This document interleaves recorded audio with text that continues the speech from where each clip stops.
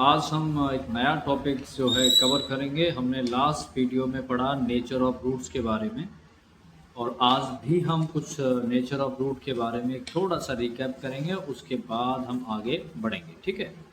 हमने नेचर के बारे में क्या पढ़ा था? अगर हमारा डी यानी डिस्क्रिमिनेंट यानी बी स्क्वायर, मतलब ये जो वैल्यू थी, अगर ये वैल्यू 0 के बराबर आ जाती है तो इसकी x के जो वैल्यूज थी वो दोनों सेम होती थी, ठीक है।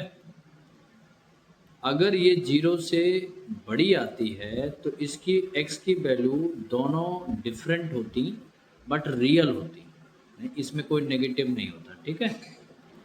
अगर ये 0 से छोटी वैल्यू आती तो ये कॉम्प्लेक्स होता है, नो सॉल्यूशन होता, इसको आप सॉल्यूशन नहीं देते, ठीक है।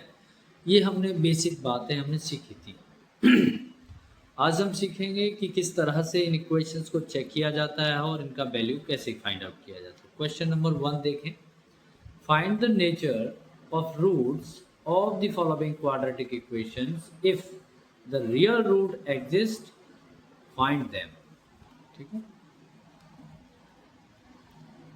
तो यहाँ पे आपको बहुत ही सावधानी से अपने आप को रखना है और अपने पॉइंट ऑफ व्यू को ध्यान से रखना है। पहला पार्ट मैं समझाता हूँ, 2 पार्ट आप खुद करें जिससे कि आपकी प्रैक्टिस बहुत बेहतर हो और अच्छा अनुभव महसूस करें। देखो, ये इक्वेशन लिखा मैंने, और इस इक्वेशन में सबसे पहले मुझे क्या करना होगा बेटा, मुझे सॉल्यूशन लिखकर मुझे लिखना होगा कि 2x² minus 3x plus 5 that is equals to 0। सबसे पहले मुझे इसकी कंपेयर करना होगा, ठीक है। कंपेयरिंग किससे करनी होगी? मुझे एक क्वाड्रेटिक इक्वेशन के स्टैंडर्ड फॉर्म से, ओके, ये वाला। उसके बाद आप ये बताएंगे कि हमें x² का कोफिशिएंट यहाँ पर क्या है, 2 है। b यानी कि x का कोफिशिएंट माइनस का 3 है, और c यानी कांस्टेंट टर्म का जो टर्म है वो +5 है, ओके। जब आप इतना कर लेते हैं तो आपने फाइंड करना है d equals to nature of root, check करना है कि ये इसका नेचुरल रूट आएगा या नहीं आएगा। तो d equals to 4b² minus 4ac। उसके बाद आप इसमें आप वैल्यू पुट करें तो b² माइनस 3 यानी 3 का square minus 4 multiply 2 multiply 5 that is okay. अभी इसका स्क्वायर करेंगे तो नेगेटिव नंबर का स्क्वायर आ जाता है, पॉजिटिव ही आता है, लेकिन इस नंबर का स्क्वायर 9 होता है।